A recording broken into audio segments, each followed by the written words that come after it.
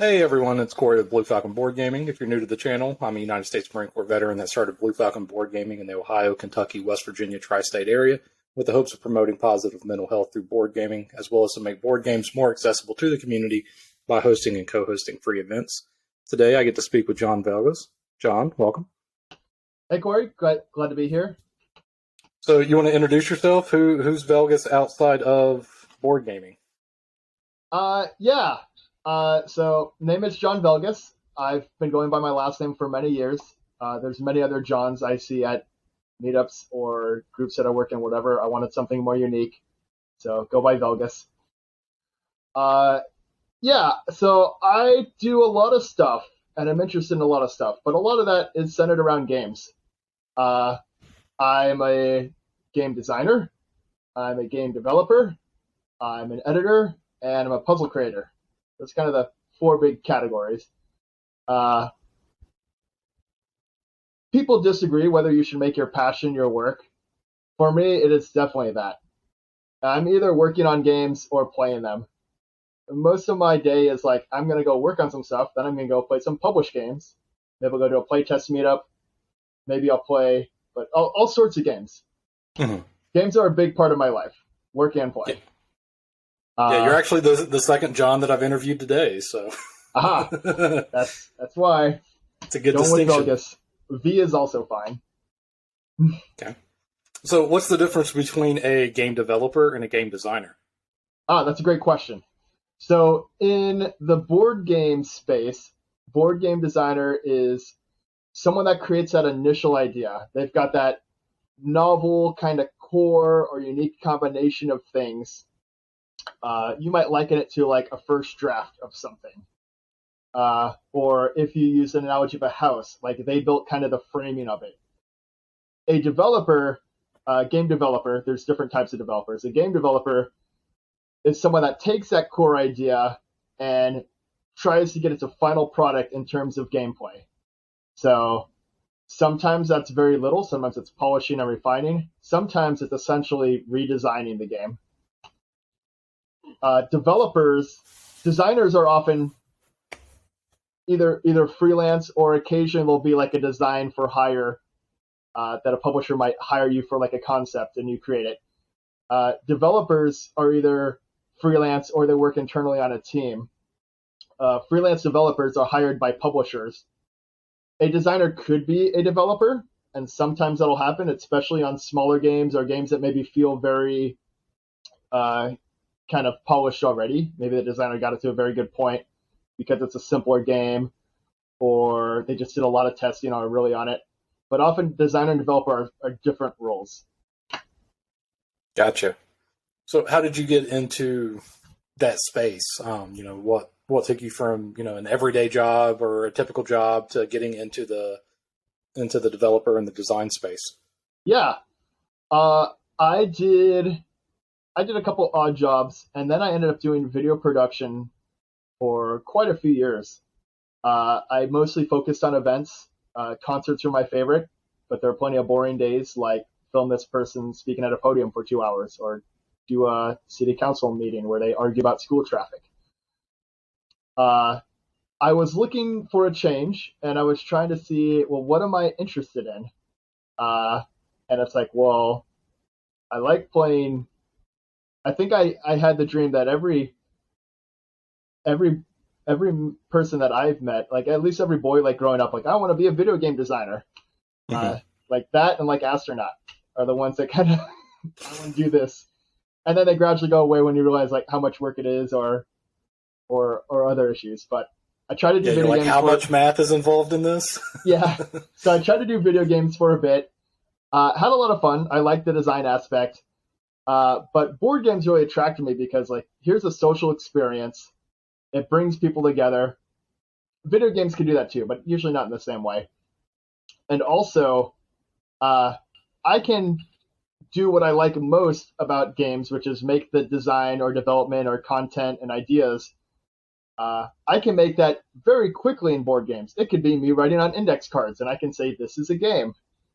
As compared to if I wanted to do a video game, I'd need to work with a team or be just basically a genius at everything. You have to do coding, you have to do art, you have to do marketing, in addition to the one thing I want to do, which was kind of just make the gameplay. I started I saw there were some playtest meetups around the San Francisco Bay Area where I live. And I just started going to a couple and met a few like-minded designers that were starting to do like freelance work, and just kind of went from there. One of them is very central to the kind of Bay Area gaming community, John Velgus. I've worked with him on a lot of projects. We've play tested each other's games a lot. But when he kind of started Brigger Development, which morphed into Brigger Creative, he started looking kind of for people like who's a good playtester, who do I want to design stuff with, and I was one of the ones that he kind of brought on board, and he's hired me for a lot of projects, and I've got other clients and stuff too, but it just kind of gradually evolved. It wasn't I'm gonna quit my job and do games. It was more like I might not take on that odd video project, and I'm going to explore this game stuff a little more. I'm going to go to these game nights and kind of go from there. Very nice. Yeah, last Saturday, so not 2 days ago, but like the Saturday before that, I just nice little manic episode kicked in, and I knocked out 2 games this week and got the prototypes out for them, and it was exactly that first round. Like, I was dropping my daughter off at the mother-in-law's because she always stays with her on Saturday nights. And I was driving back, and the idea just hit me. So I get home, and I run in, I pull out all the index cards, and I'm starting to Sharpie everything. My wife's like, "What are you doing?" I'm like, "I'm making a game." Yeah, you can let me do my thing. Oh, you don't need to do. Yeah. That night we play tested it, and she beat me. That was kind of a low blow. Time to came up with this game, and I lost. Time to change the rules. Yeah. Yeah, but no, I love that. Like, I got an idea. I'm gonna scribble a couple things. I've got a game. It's not good yet. It needs a lot of work. It might not go anywhere, but I made a game in a couple minutes, from my mind to paper. Yeah. Well, so far I've had 19 people try it out for over 10 different games. Because I went to the coffee shop. We've got a local coffee shop bookstore, and they do a board game night every Friday. So I posted up there and was just getting random people to play.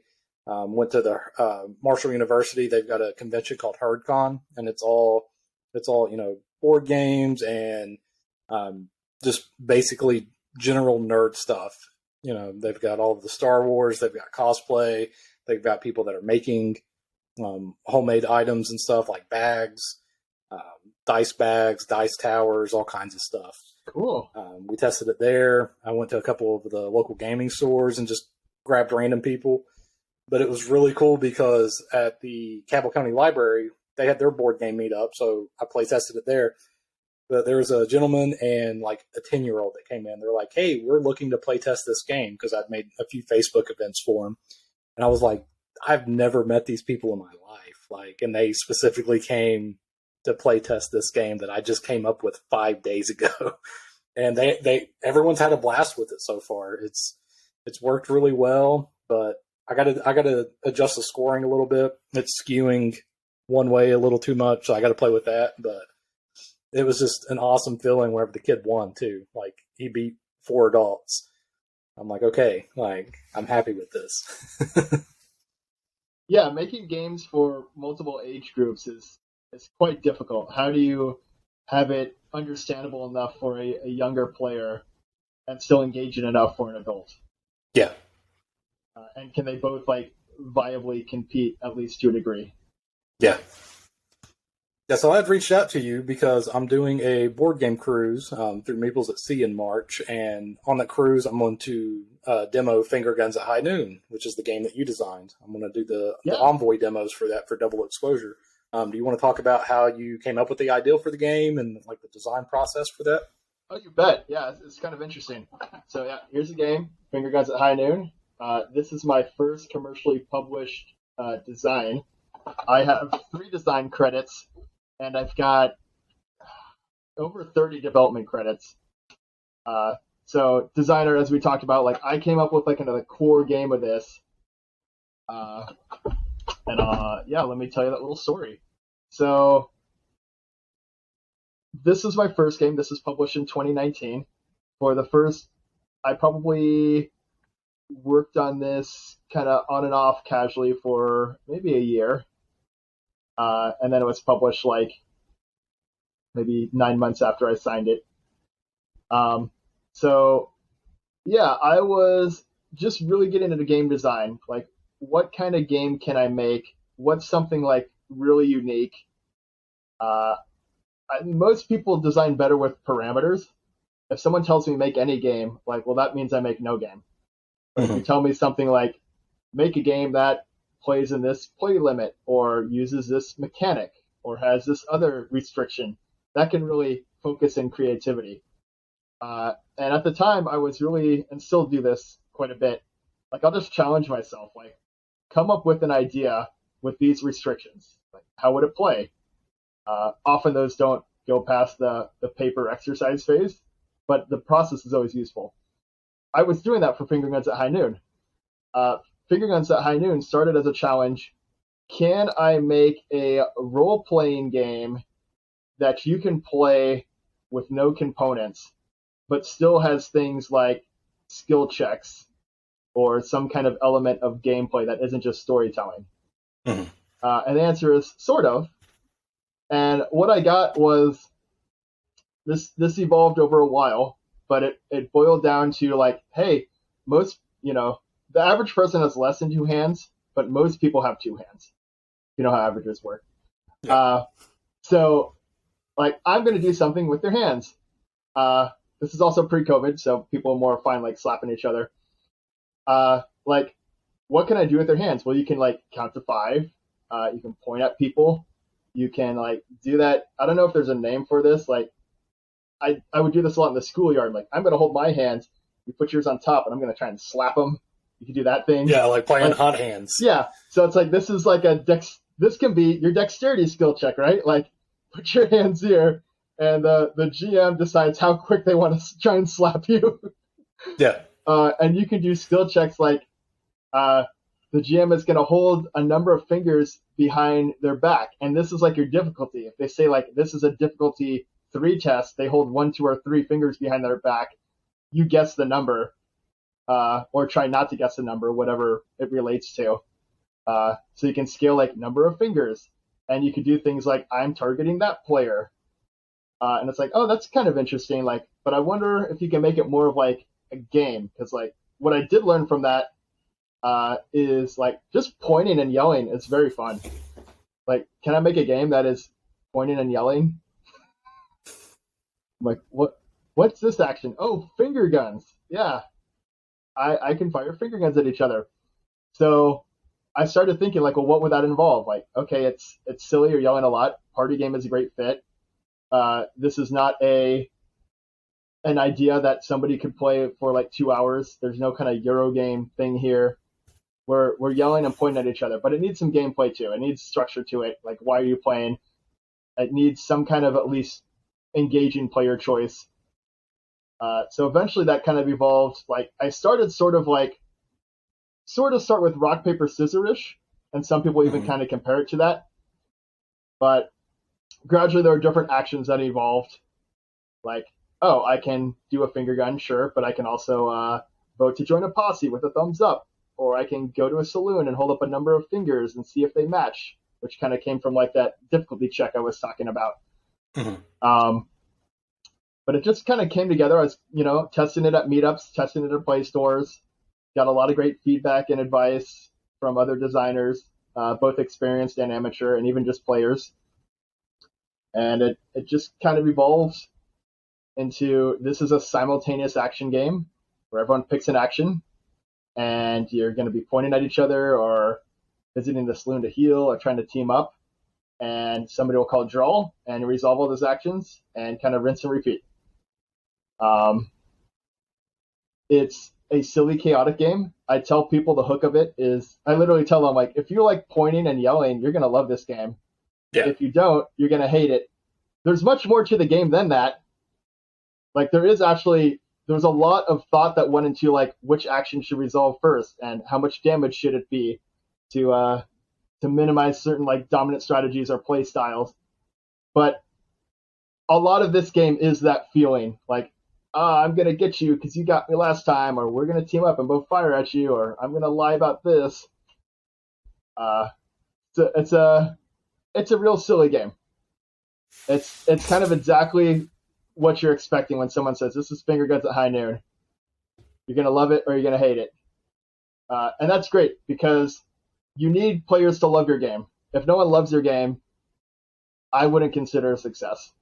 Mm-hmm. It's okay if people hate your game, as long as you've got people that love it. If everyone says it's okay, then no one buys it or plays it. Yeah, and for anyone who maybe hasn't seen Finger Guns at High Noon or ever played it, it's got that rock, paper, scissors feel to it, to where somebody grabs the sheriff badge, they count down 3, 2, 1, draw, and you have to throw up some sort of hand action.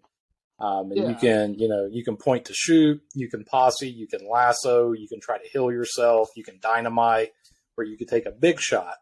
And I like that you mentioned how it resolves, because I had people ask me, like, why is the big shot the last one? And it's like, well, you can think about it. If you're just shooting somebody, you could draw real quick. But if you're taking a big shot doing more damage, that means that you're aiming. And if you get hit while you're aiming, you're not going to make the shot. Like, they're like, oh, that makes sense. Yeah, it always helps when your theme could kind of help teach you mechanics.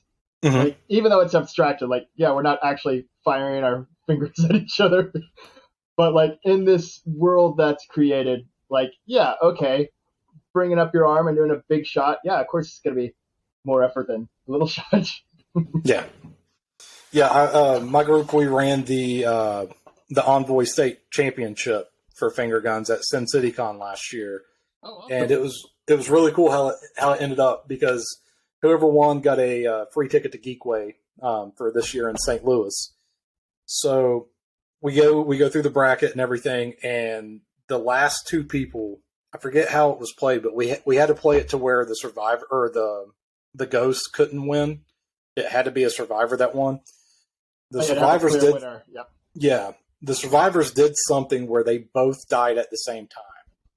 Yeah, I want to say like they dynamited. They can both shoot each other, or they can dynamite. There's multiple ways you can die, but usually you do the same action at once. It's the main way. Well, they ended up being husband and wife. So the way that we decided who the state champion was is we had them stand back to back, take 10 paces, and then spin around and throw up a hand signal. Or no, not even that. It was just spin around, rock, paper, scissors. And that was the actual like tiebreaker for the state championship. Oh, nice. Yeah, what a great finisher. Because they were like, either way, we're getting a free ticket to Geekway. Like, It doesn't matter who actually wins or whatever for them. So we just made it a big little spectacle and cleared out a little bit of the convention tables and just had them do a 10-pace duel. So what other games have you designed or helped develop that's came out recently? Yeah, so I work on a bunch of different stuff. I had 4 products came out last year. I'm going to hold them up. It's like holding things. This is Long Shot the Dice game. I did co-development. So first to clarify, for those that aren't aware, games take a long time to get to market. Game design and development is, maybe the first thing that you might think of when a game is made, but there are many other steps. There's getting art, there's marketing, there's manufacturing, there's fulfillment. There are things like publishers will have production schedules. If a publisher's making, say, 4 games in a year, they're not going to release them all on the same day and then not release anything the rest of the year. They want to space them out to manage their resources best, not have them cannibalize each other. Like if they have a fan's probably not going to buy all 4 games at once, but they might buy them spread out throughout the year. But there's lots of reasons games take a long time, and delays and licensing issues and all these other things. But even when things go right, like they can take a long time. Often it takes a long time to see a payoff in my job, and sometimes I don't. Sometimes games get canceled after I finish my work. But I might finish development on a project, and it takes maybe sometimes more than a year before I see that on a shelf. Mm-hmm. Best case 6 months. So I worked on a lot of these games at different times, but somewhat by coincidence, a bunch of them released last year. And those games are Longshot the Dice game. I did co-development on this.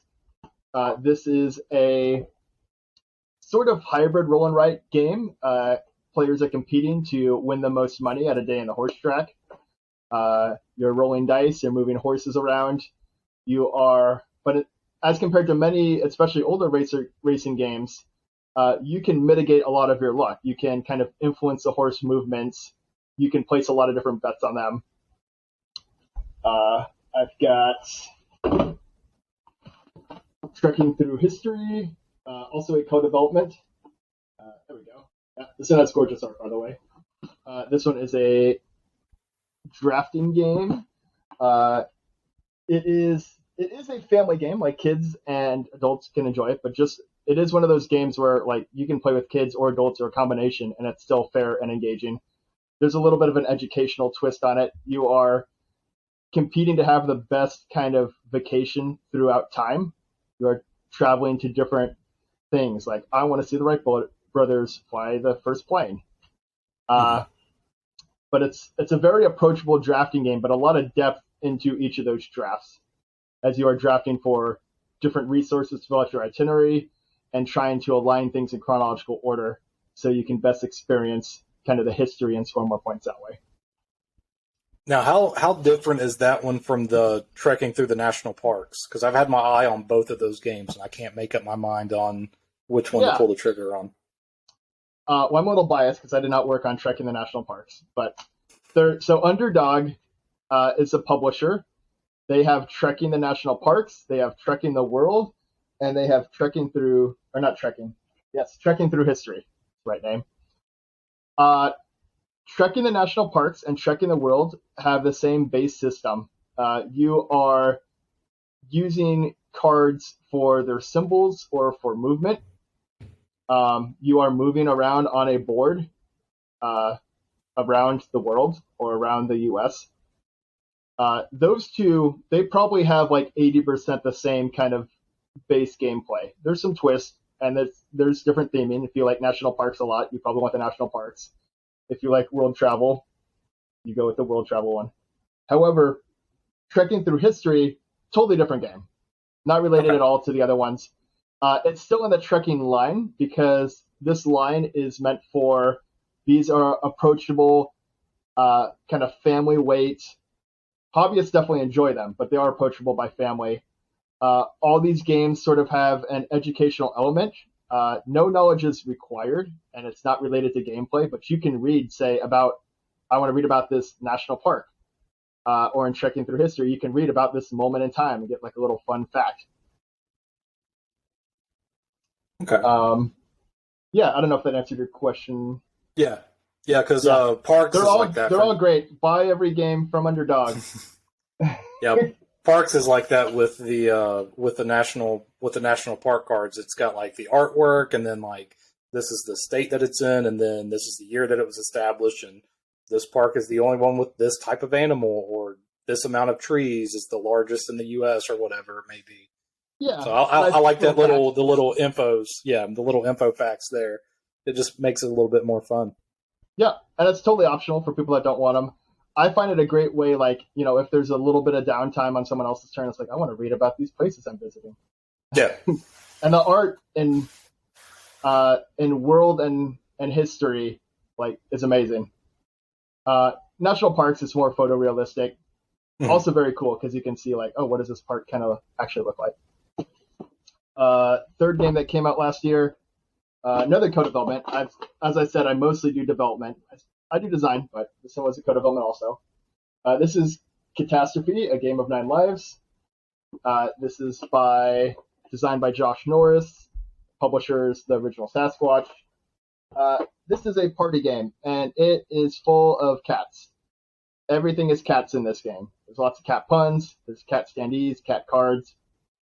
You are playing a Take That style card game, which is Take That meaning like this is kind of direct conflict, lots of kind of swingy back and forth. Like, I play this card, you lose a life. You play that card, and you block me. So that's a core of it. and then you're also playing all these kind of chaotic mini games.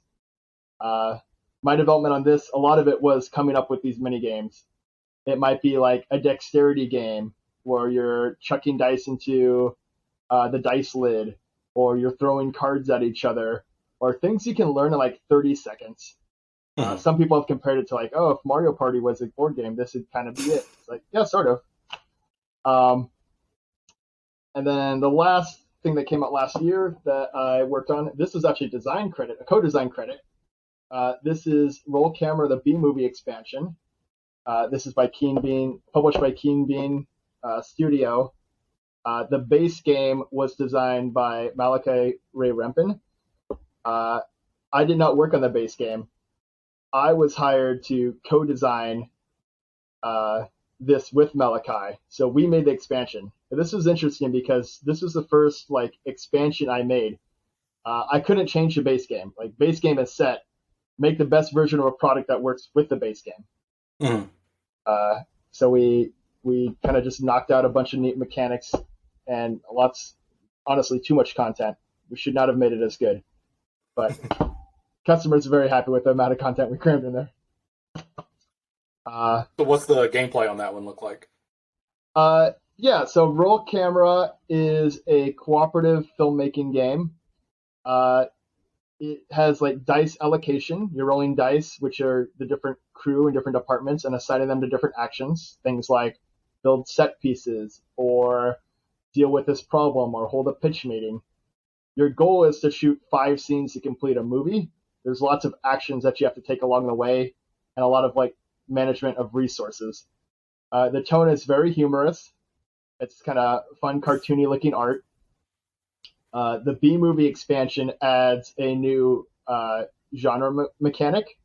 So in addition to shooting your 5 scenes for the movie, you also need to kind of puzzle out these genre tokens of manipulating when to add them and when to swap them around before they get into your movie.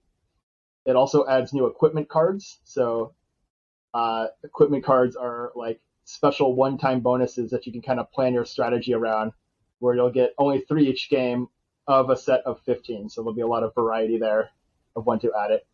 And some just additional content, more problem cards, more idea cards, 6 more player boards. So it doubles the amount of playable characters.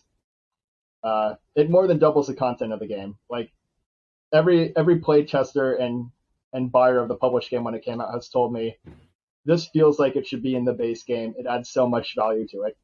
That's great to hear as a designer. Malachi and I really knocked it out. But, so with the B movie theme, what's your favorite B movie? Sharknado. Sharknado. Yeah. There's such a guilty pleasure for me. Like I'll see something on Amazon Prime or something that just it looks terrible. I'm like, oh, this is it. I'm strapped in for the evening. I think there's a Cocaine Bear I've heard mentioned a lot recently on social media. Yeah, I haven't seen that yet. That looks pretty silly. Yeah. There's one on Amazon Prime. It's Velocipastor, and it's about a preacher that can turn into a velociraptor. Oh, of course, that makes sense. Yeah. I like how all the B movies have names that like you know exactly what you're getting. Oh yeah. Like they set the expectation clear. Like this is not going to win the awards. Like you want 2 monsters fighting each other. You want a half shark, half octopus. I think that's a sci-fi original one. Sci-fi original ones are the best. I don't know if they still have those. I remember those from years ago. Oh, there's original movies. There was one scene where like they were terrible.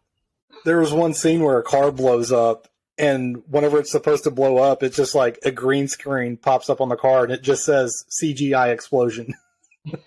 Like it's so bad.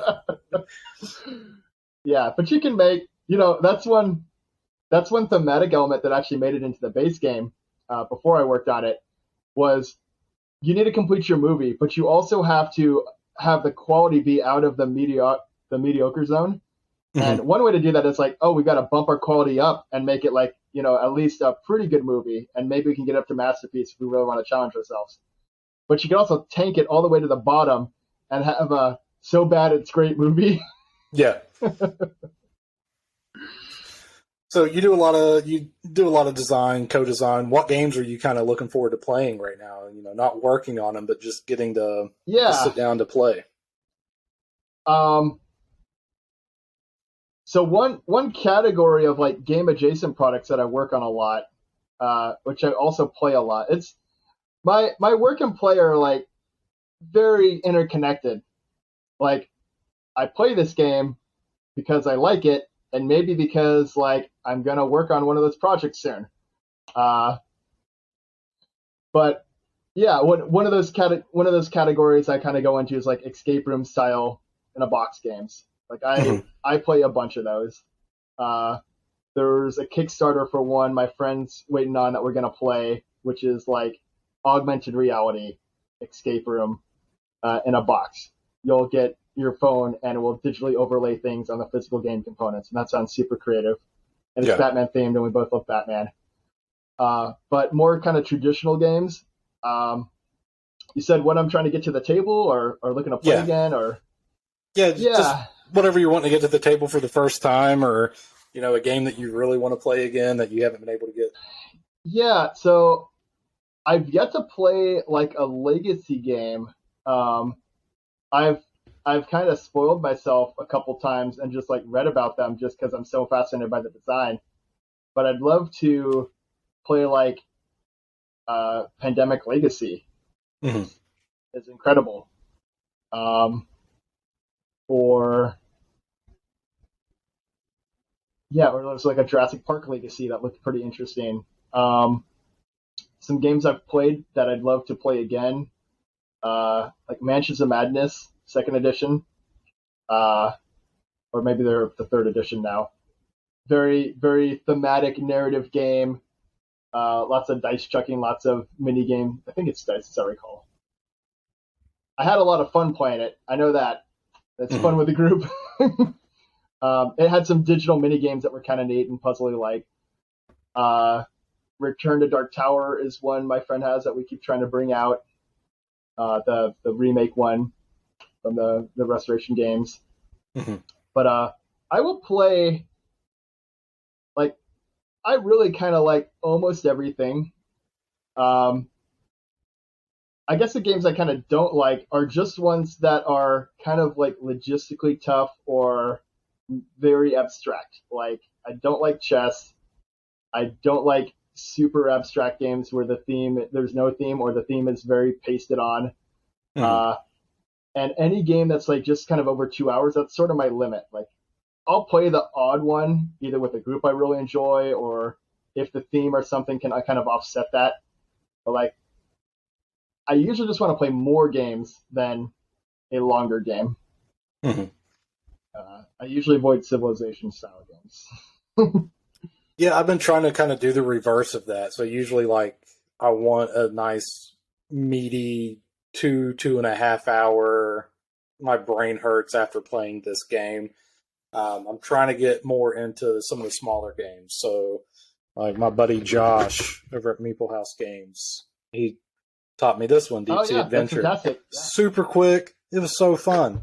Got a bunch of the board game tables games. Or boardgametables.com, so like Sequoia, Mountain Goats. Oh, yeah. The company I work with does a lot of development for those. Yeah, like they've been a blast, and I'm like, this is, I can fit these in my pocket and just take them with me, and it takes 15 minutes to play. So I'm trying to focus on the reverse of what I usually gravitate toward, and it's paid off so far. I haven't played one where I'm like, this is just terrible. Yeah, I think, especially as like people get older or have more responsibilities. It's like I can still love those big games, but I also love that I can just go to a game store and play a game that I can learn in 5 minutes. Yeah. Instead of like, here's a 20-minute teach for a 2-hour game. Like, I could have played 6 Deep Sea Adventures in that time. Yeah. So. Yeah. Now, if you're looking for a meatier campaign, Scythe's the Rise of Fenris campaign for Scythe, it's very, very good. Like, the story's awesome. It changes enough between each play, because there's 8 episodes total that you'll play. it changes enough to where you're like, okay, I'm still engaged even after 8 plays. It's not like I'm just playing the same game 8 times in a row. It changes a lot of the scoring track, the objectives, choices that you make will affect those changes on what changes and everything. And it's just, we had a blast with it. Me and my buddy, whenever we went to Baltimore for some job training, we knocked it out in a weekend. Yeah, I haven't played a whole lot of, like, for me, it's, I like a lot of one-off things. Like, I never got into role-playing games because those encourage, like, having a longer campaign or a regular group to get with. I go to a lot of game meetups, but it's usually go to this store, which one of these 20 people am I going to play a couple games with today? Or visit my friends, and it's like, oh, we don't know if we can meet next week or a month because it depends on how everyone's schedules go. I did play one of the newer Zombicides. I think it's called Undead or Alive. It's like Western themed, and there's also like a steampunk kind of expansion. I played a bunch of those over the course of a couple months just at a game store. I basically hit every other mission the way my schedule worked, but I got enough of the gist of it. It's like, these are pretty fun to see your powers kind of carry over. Definitely hard to design those. Yeah, I backed it and I went all in on it. Simon really got my money on it, but they're good at that. Yeah. Yeah, I've yet to be able to get to the table just because of scheduling with all of my buddies and stuff. So, what would you say that your top 3 games are at the moment for you? I know it constantly fluctuates for everybody, but at the moment, this moment in time, what's your top 3 games? It fluctuates a lot. Sometimes weekly. I've got a couple like games that I'll bring out for anything. Like, I would say one of my favorites is probably Just One. It's a party game where there's a guesser trying to guess a word, and all the other players are giving one-word clues. But if the other players give a matching word clue, then those are canceled and not shared with the guesser. Mm-hmm. It's just, learn in a minute, play with any group. Everyone seems to love it. Just super approachable, very emotional. I've been playing more roll and writes recently. There's a Super Skill Pinball. I forget the subtitle. There's a couple in the series, but I'm playing that. I just really love the theme of pinball machines. Mm-hmm. I love the integration of the mechanics of it, of like, in that you have a little pinball token, and it's always going down your table until you hit it back up with flippers. So it's a roll and write where your options are determined by the dice, but it's also determined by where your pinball is. And there's a lot of kind of combos and timing elements you could do with that. What's another one? It's hard to say. I bounce around between a lot of stuff. I'm probably playing at least 2 games a week. I don't know. Bunch of stuff. I'll play whatever. Anything. Yeah, I'd say right now my top one's Scythe. It's always going to be Scythe. That's the one that got me into the hobby, and I just absolutely love the gameplay of it and everything else. It checks all of the boxes for me. Yato is another really good one. A lot of people compare it to like Lords of Waterdeep on steroids. So it's, the whole worker placement, and you're trying to complete these missions, but there's so much more in Yato than what there is in Lords of Waterdeep. Mm-hmm. Like in the center of the board, there's a guard tower, and there's actual guard tokens that will rotate each turn. And if you end up in the sector or the district that they are in, then your workers get captured, and then you have to pay stuff to be able to bribe them to get them out of jail and all of this other stuff. Okay. But like, you have the ability, there's cards that will give you the ability to adjust which way it's going to go, because they start going clockwise.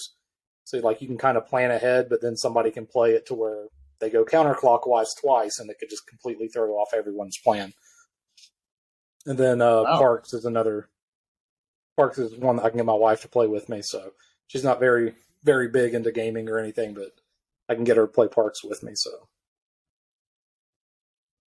if anybody wanted to, learn more about you, learn more about your games, where would you send them to? Is there any social media sites, websites, anything like that you want to plug? So I definitely don't have the best website on the internet, but I have the best named website. It is velg.us. VELG.us. It spells Velgus, if you didn't catch it. That's my name. A friend said, hey, you can do a .us, and I just went with it since. Velg.us.